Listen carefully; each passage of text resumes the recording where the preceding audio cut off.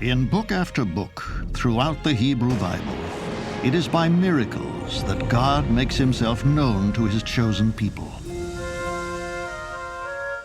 inspiring them, protecting them, and on occasion, destroying their enemies.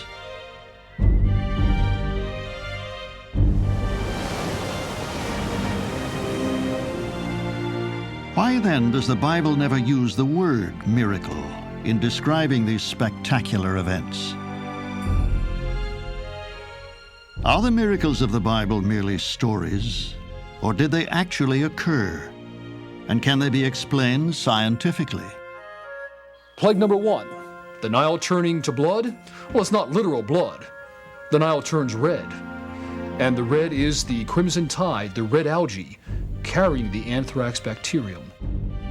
Why is Moses, perhaps the greatest worker of miracles in the Hebrew Bible, punished by God for miraculously drawing water from a rock? If miracles are so integral and glorious a part of the Bible, why is magic forbidden? And what is the distinction between magic and miracle? Why did the time of miracles draw to an end? Why does God no longer make his presence known by direct intervention? Or does he? These are but a few of the mysteries of the Bible.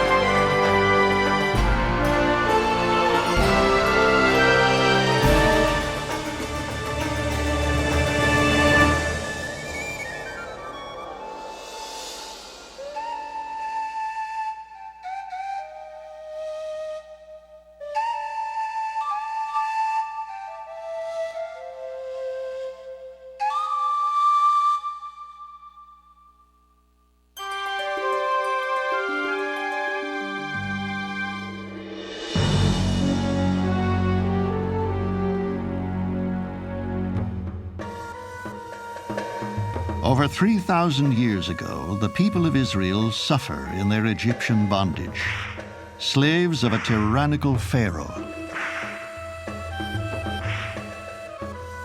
As conditions grow ever worse for the Israelites, they cry out for relief and are heard by God. He will free them through signs and wonders.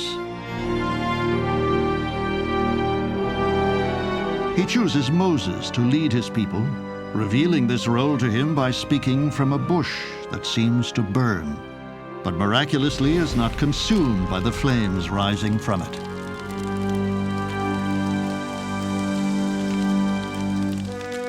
Soon after, God tells Moses that he and his brother Aaron must go to mighty Pharaoh to demand freedom for the chosen people. But will Pharaoh receive them?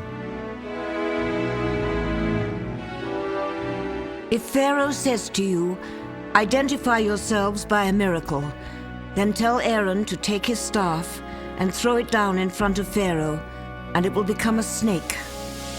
Exodus 7:9.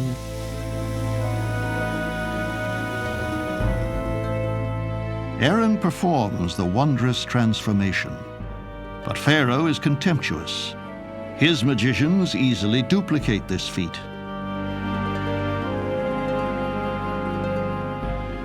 There is an Egyptian conjuring trick on record. It's where the enchanter has a snake that he has hypnotized. And in its hypnotic state, the snake is rigid. And then when he touches the tail of the snake becomes pliable again and wakes up and moves.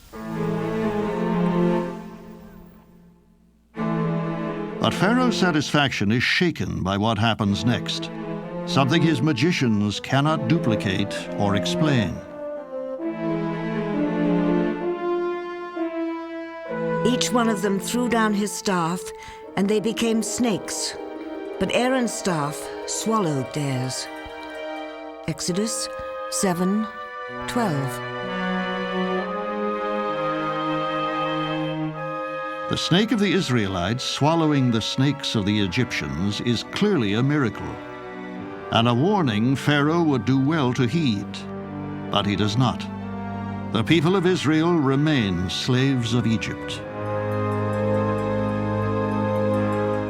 Now God demonstrates his power and his wrath with a miracle that for the Egyptians is a devastating calamity. He orders Moses to touch the Nile with his staff. Instantly, the mother of all rivers, which nourishes Egyptian civilization, turns to blood.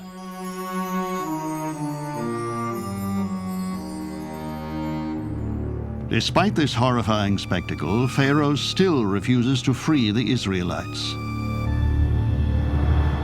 Again, God strikes, and Egypt is overrun by a grotesque infestation of frogs.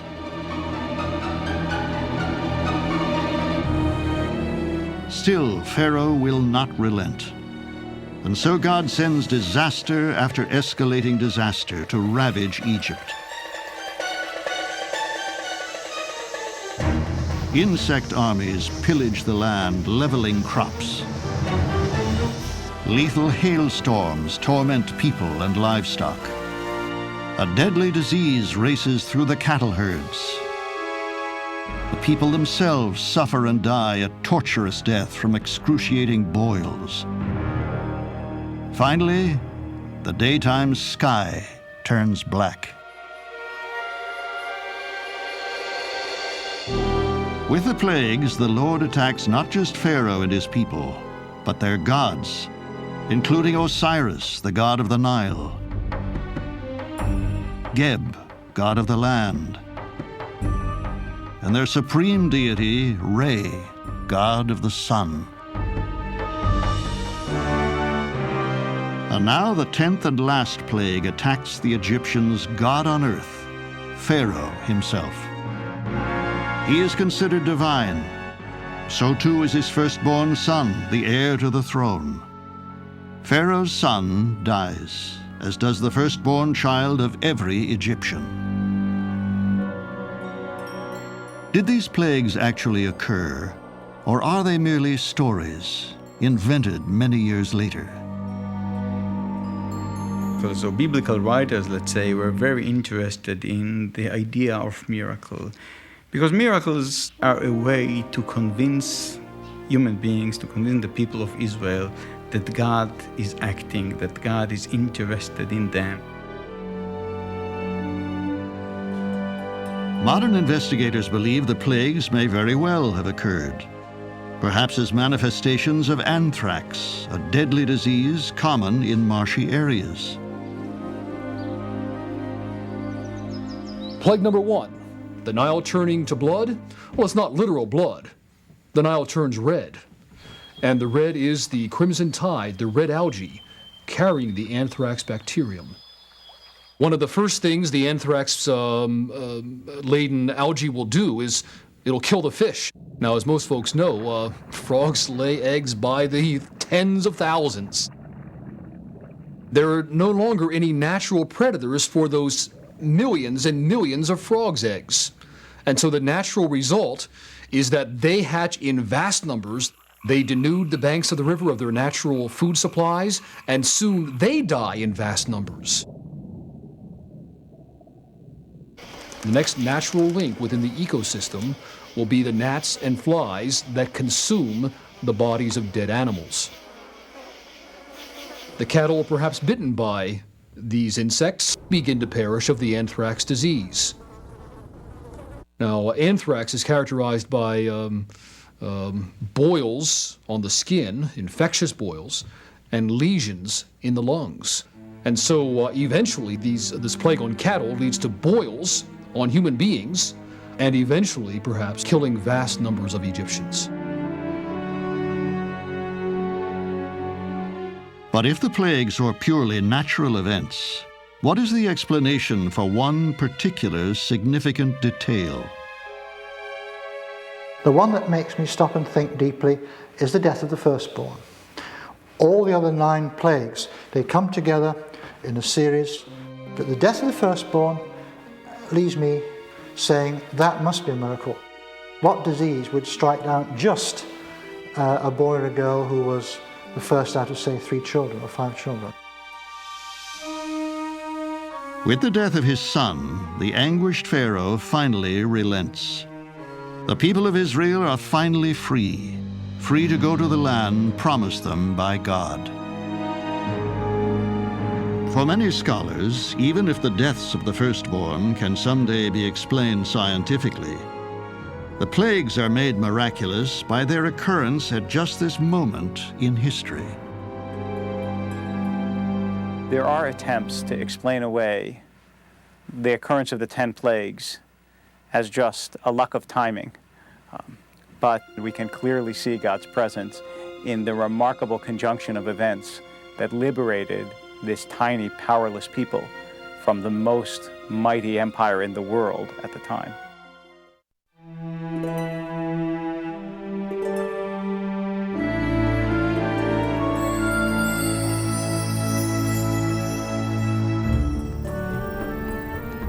As the Israelites, freed by Pharaoh, begin their arduous trek to the Promised Land, they are guided by miraculous signs from God. The Lord went in front of them in a pillar of cloud by day to lead them along the way, and in a pillar of fire by night to give them light. Exodus 13:21. All of a sudden, they are free. There is no authority there. They are in the wilderness. And you have to show them that there is somebody who leads them. This is God who leads them. So the pillar of fire and the pillar of cloud are the symbols of God's presence. But the people of Israel are in grave danger, because Pharaoh's grief has given way to rage. He commands his army, led by 600 chariots, to race after the fleeing slaves and recapture them. The Israelites are trapped, their way blocked by an impassable sea.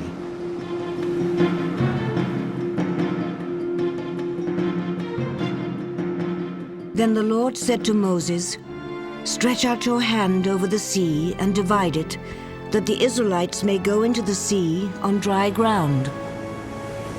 Exodus 14:15.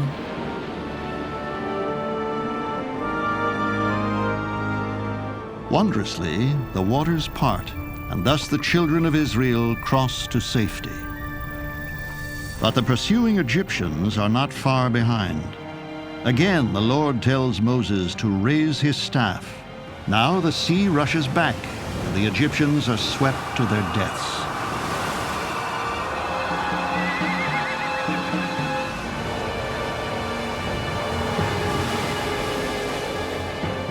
Perhaps no other story in history has given rise to as much analysis, speculation, and controversy.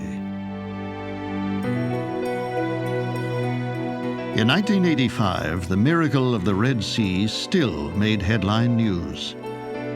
To this day, a sensational explanation for what happened at the Red Sea consumes Egyptologist Dr. Hans Goedicke.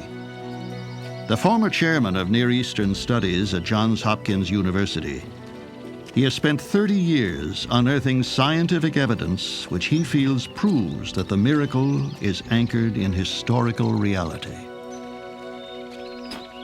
So I would say the Bible does reflect historical events. They are not verbatim, but there is an historical nucleus, and for me as a historian, the job is to get to the nucleus. Dr. Goedicke believes the pillars of fire and cloud which guided the Israelites rose from a volcano on the Mediterranean island of Thera, some 290 miles away.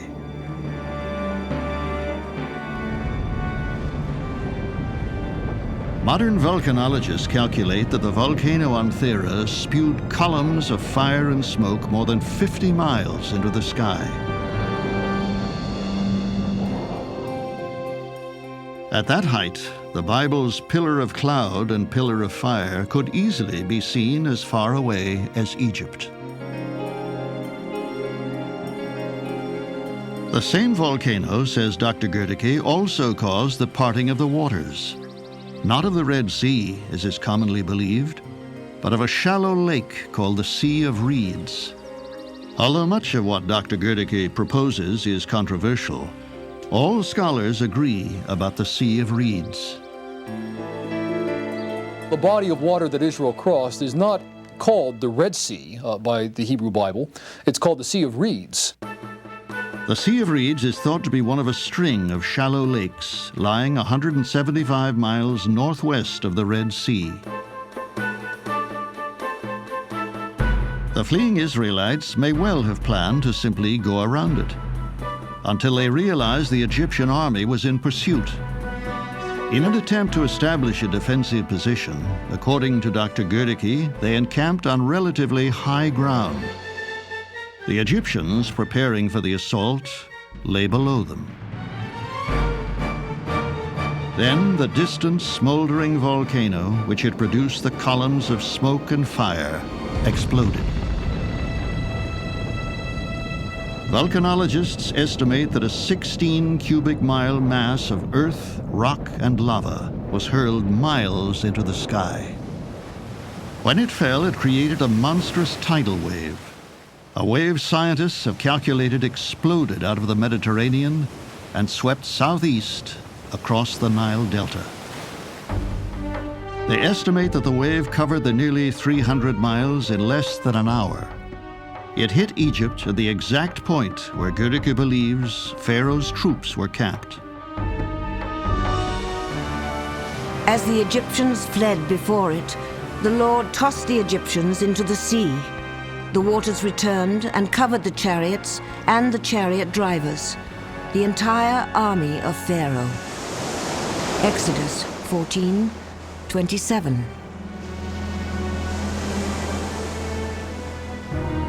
Because the Israelites are still encamped on the high ground, they are unharmed, free to resume their journey to the Promised Land. The Exodus story was not written down for almost 1,000 years after it occurred. Dr. Goedicke believes that in those 10 centuries of telling and retelling, the gigantic wall of water which swept away the Pharaoh's army and then receded became the parting of the seas, as recounted in the Bible.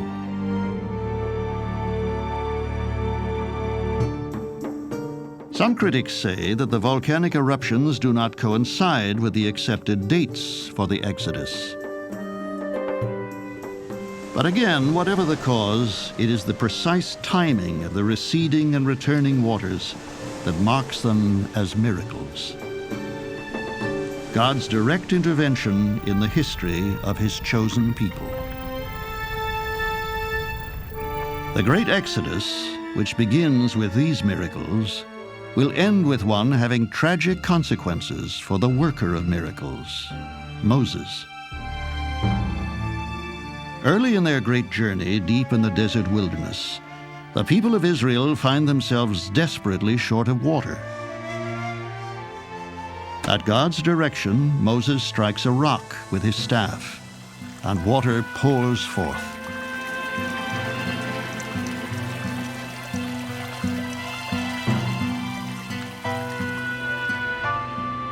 Nearly 40 years later, as the Exodus nears its end, the people again find themselves without water. This time, God tells Moses not to strike a rock, but to speak to it.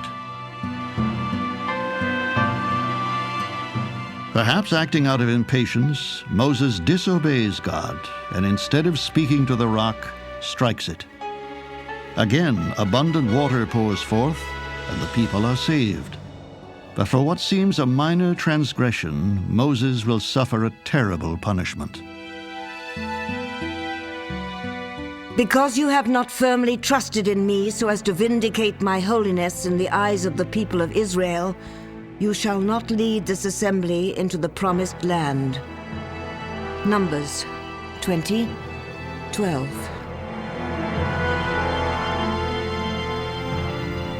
Moses is denied anything more than a tantalizing glimpse of the promised land. He will never actually set foot upon it. The story contains a powerful warning for humanity. When Moses strikes the rock instead of speaking to it, there's very definitely an attempt on his part to step in and present himself as the miracle worker. God takes it as a direct assault upon his own holiness, upon his own character as the giver of miracle. And so here Moses himself is crossing the line from miracle worker to magician, and God will not permit that. Miracle is the act of God. Miracle is an expression of God's just rule. You see how the emphasis is switched from God to humans when we move from miracle to magic.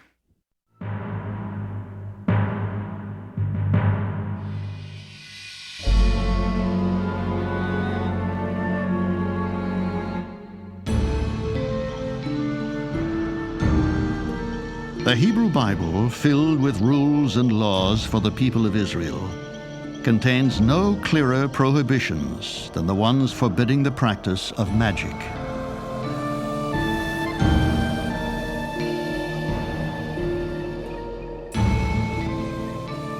There must not be found among you anyone practicing divination or soothsaying, or observing omens, applying sorcery, a charmer, a medium, wizard, or necromancer. For all who do these things are offensive to the Lord. Deuteronomy 18:10.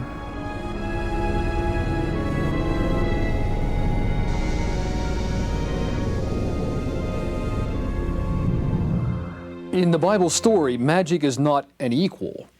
Nothing, after all, can equal God's power. But it is a dangerous rival. It's a snare, according to the ancient texts. Lower levels of the population, there's a lot of superstition. You'll get people turning to magic if the crops fail or something's happened at home. They might well turn to magic if their faith is not strong enough in their official God. Israel's first king, King Saul, is dutiful in killing or driving out those who claim magical powers. But strangely, it is Saul himself who will seek out a shadowy figure known only as the Witch of Endor. One of the biggest mysteries of the Bible is the Witch of Endor. What in the world is going on in this text? It's very hard to know. This strange, dark story is set in a time of war. Once again, the very existence of the people of Israel is at stake. This time, the enemy is the Philistines.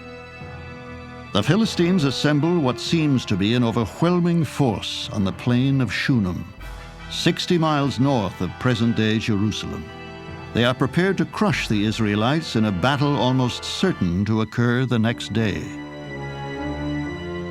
When Saul saw the army of the Philistines, he was afraid, and his heart trembled greatly. 1 Samuel 28:5. Saul turns to God, but he receives no reply, no sign nor word. There are a number of stories that talk about why Saul lost God's favor, but I think they're all summed up in Samuel's words to him, that he became small in his own eyes. He no longer acted like a king. He was petty and hoarded power and felt vengeful. Distraught, Saul defies God and does that which is forbidden to him and all his people. Then Saul said to his servants, "Seek out for me a woman who is a medium, so that I may go to her and inquire of her." His servants said to him, "There is a medium at Endor." 1 Samuel 28:7. This is classic Saul-type behavior. He can never really obey God fully. He's always mixing his own stuff in it. And here's the culmination of it, trying to get God's will through a prophet by means of a medium. Classic Saul-type disobedience. Here, not far from the present city of Haifa, archaeologists believe the village of Endor once stood, a place which will always be haunted by the mysterious witch of Endor. She dwelt, tradition says, in a murky cave in these rocky slopes. Furtively, in disguise, King Saul makes his way to Endor and persuades the witch to call God's prophet Samuel back from the dead.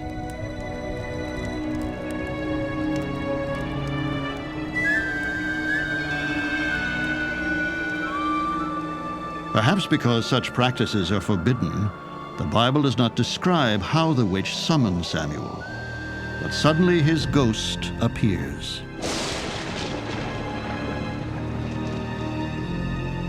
In awe, King Saul bows down before the apparition, then asks what he must do to save himself and his people. Samuel responds with a chilling and final prophecy. The Lord will give Israel, along with you, into the hands of the Philistines, and tomorrow you and your sons shall be with me. 1 Samuel 28:19. Less than 24 hours later, on the battlefield at Shunem, the once great King Saul, selected by God himself to be the first king of the Israelites, lies dead, impaled upon his own sword, as foretold by the spirit of Samuel. A puzzling question prevails. Knowing he was going to be killed and the battle lost, why didn't Saul withdraw to fight another day? On the one hand, Saul made a mistake, a terrible mistake. He has to die. On the other hand, the Bible wants you actually to like Saul, to appreciate Saul, even to adore Saul. He made a mistake, yet he's a king, and he knows how to approach his death, how to face his death, and he does it in a very dignified way. For thousands of years, the Witch of Endor has intrigued readers of the Bible. Was this a hoax, or was the witch a genuine medium? Was she human at all? Many theories have been attempted, proposed, among them that it's a demon. Another, that the witch is merely a manipulator, a fraud. Another, that Samuel really is called up by her power. To some, it is clear that God is using the witch, and Samuel's appearance is a miracle after all. The Witch of Endor story is both magical and miraculous. Magical in that we have a medium consulted by Saul. Miraculous, though, in that God preemptively strikes, so to speak, and allows Samuel the prophet to speak a final oracle from the grave, as it were. For all the speculation this story has inspired, the fact remains that we know almost nothing of the witch. She appears only once in the Bible, inhabiting less than a single page, and then disappears, never to be mentioned or referred to again. Perhaps this very obscurity is the key to the meaning of her story. I think that the fact that there is only one such story in the Bible means that the Bible doesn't want to spend a lot of time telling us about the ills and the charlatanism and the fakery of magic. It just wants to say, look, here was somebody who was so desperate he was driven to magic, it didn't help him. Stay away from it. The Witch of Endor will personify for all time the boundary between the light and the dark, between miracle and magic, a boundary humans are not to cross.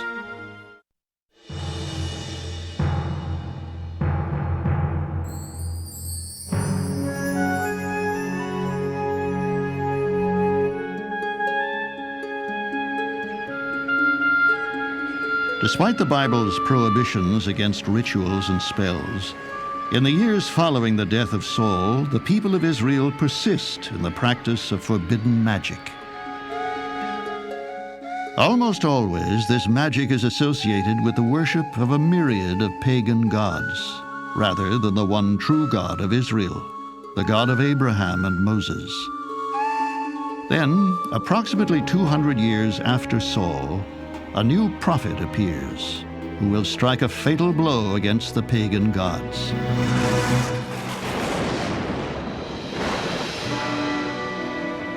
His name is Elijah. In Hebrew, Elijah means, "The Lord is my God."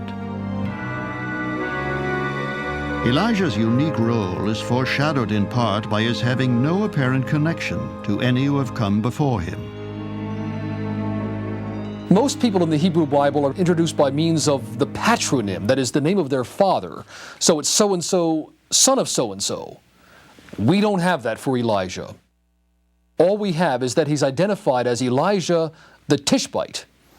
Now, Tishbite might mean settler. So here we have this guy arriving with no patronym, no family identity, but arriving full-grown as a prophet. Early in his story, Elijah is clearly identified as one through whom God works miracles. At a place called Zarephath, he visits a widow and her son. They are on the verge of starvation, but Elijah asks for food, for this is what God has directed him to do. The widow, though fearful and protecting, gives him what little she has, and is rewarded with a miracle of never-ending abundance. So she, he, and her household ate for a long time. The jar of flour was never empty, nor did the jug of oil give out, in accordance with the word of the Lord spoken through Elijah. 1 Kings 17:15. Soon after, God works an even greater miracle through Elijah. The widow's son falls gravely ill, so ill he seems without life. Gently, Elijah takes the child from his mother's lap and lays him on his bed. Stretching himself over the child 3 times, he prayed to the Lord and said, "O Lord my God, let now the life of this child return to him."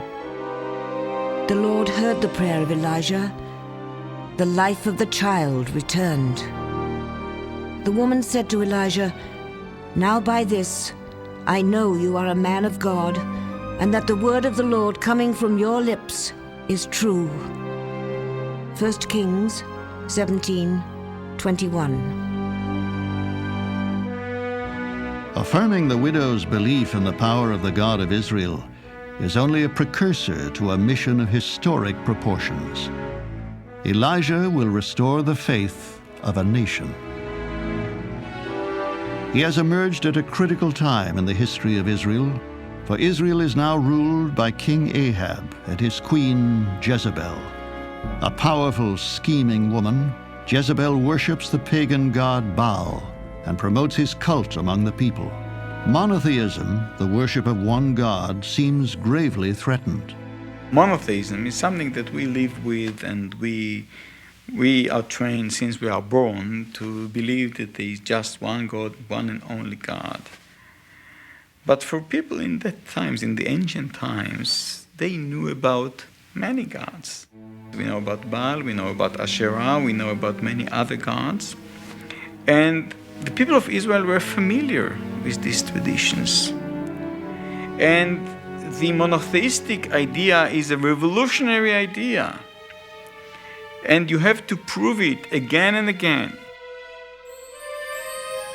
Elijah challenges King Ahab to assemble the people of Israel on Mount Carmel to witness a spectacular contest between magic and miracle, between Baal and the one true God.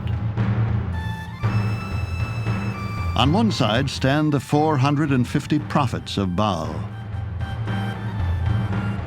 Against them, a single man, God's prophet Elijah. The crowd waits in charged silence as sacrifices are placed on 2 different altars. Now, the prophets of Baal call on their God to ignite their altar. The prophets of Baal pray and dance and plead for hours, but their altar remains unlit and cold. Elijah cannot resist taunting them. Shout louder, for he is a god. He is in conversation, or he has gone out. He's on a trip, or perhaps he is asleep and must be awakened. So they shouted more loudly and cut themselves with swords and lances, as they were accustomed to do until the blood ran out over them. 1 Kings 18:27. Now Elijah orders his own altar to be soaked with jars of water. Then he calls upon the Lord, God of Abraham, Isaac, and Israel, to ignite it. Then the fire of the Lord fell and consumed the offering, the wood, the stones, and the dust. The people fell on their faces and said, "The Lord indeed is God. The Lord indeed is God." 1 Kings 18:38.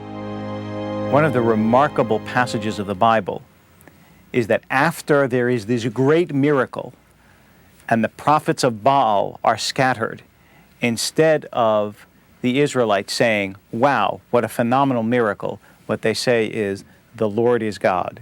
In other words, the miracle brought them not to wonder about the miracle, it brought them to faith in the Lord. The episode ends in blood. At Elijah's command, the prophets of Baal are rounded up so that Elijah personally can slaughter them all. Ahab's queen, Jezebel, insane with fury, swears that within 24 hours, Elijah will lie dead. Elijah flees into the wilderness, and here God directs him to anoint a successor. Soon after Elijah fulfills this command, a miraculous chariot of fire appears, and Elijah is carried off into the heavens. Many readers of the Bible believe this ascent does not mark Elijah's death and is merely the precursor to another, greater miracle, for which the world still waits. The reason in the Bible why Elijah doesn't die, at least according to the Jewish tradition, is that it is Elijah who will return to announce the coming of the Messiah. Thus, the story of Elijah keeps the age of prophets and the time of miracles alive even today. A reminder that the divine is ever present. And there is a strain of belief that says that not only did Elijah not die, but Elijah is here among us and has been for thousands of years. And that the person you talk to, your neighbor, the person at the next desk at work, the person who pulls up next to you at a red light, any of those people could be Elijah, ready for you to treat them in such a way that you will evoke the coming of the Messiah, who could come at any time.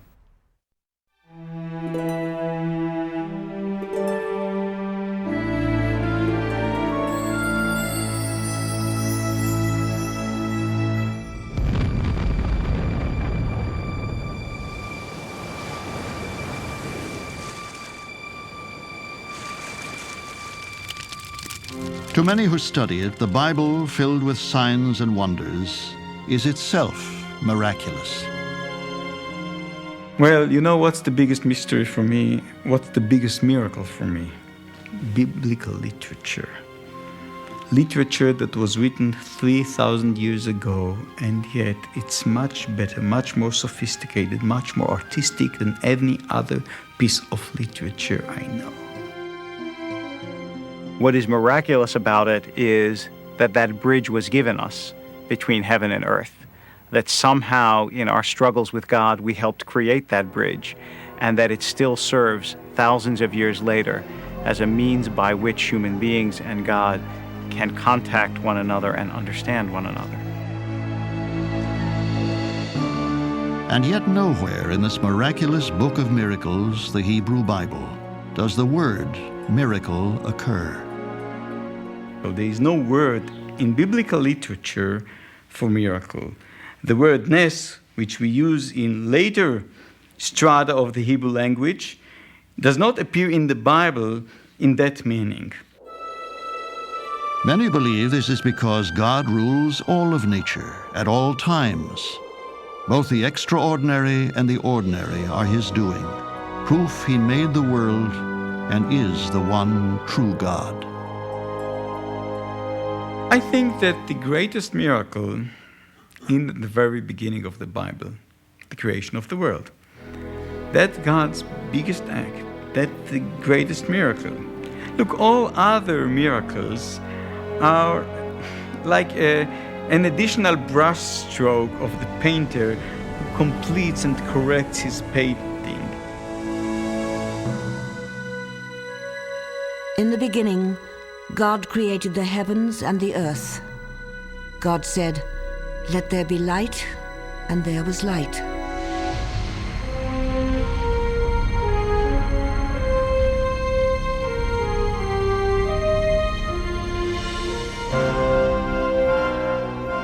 And God said, "Let the waters under the sky be gathered together into one place, and let the dry land appear."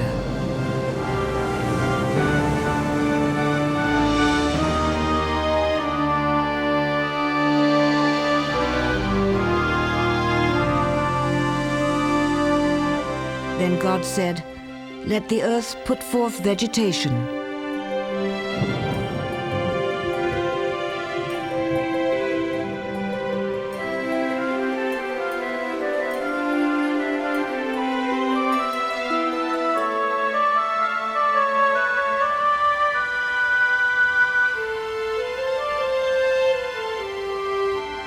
Let the earth bring forth living creatures of every kind.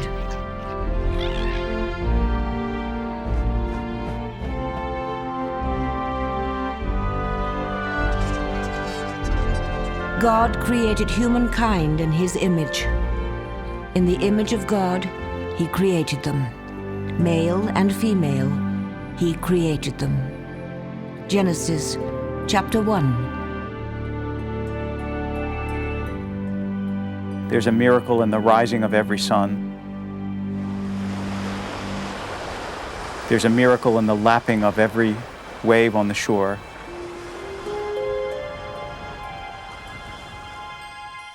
There's a miracle in every star-sown night. The question is not whether they're miracles, but whether, because those miracles are with us every day, our senses become dulled and we don't see that what God has done for us is astonishing and extraordinarily beautiful. And yet our time is clearly different from that in which the stories of the Bible occurred. Why does God no longer speak to prophets or communicate with humanity through extraordinary events? Why, some ask, does God seem sometimes to hide from us? As a great rabbi once said, it's not that God abandoned us, but that God teaches us faith the way a parent teaches a child to walk. At first, you stand with the child, but as the child gets older, you move further and further away in the hope that the child will learn to walk to you. I think God eventually started to give us more and more room. God stepped back. I think God said to us, look, you know the basic rules now. Now you have to be grown-ups. And that's hard, because then you don't have God's presence at your right hand. But it also is necessary for human beings if we're ever going to be more than children.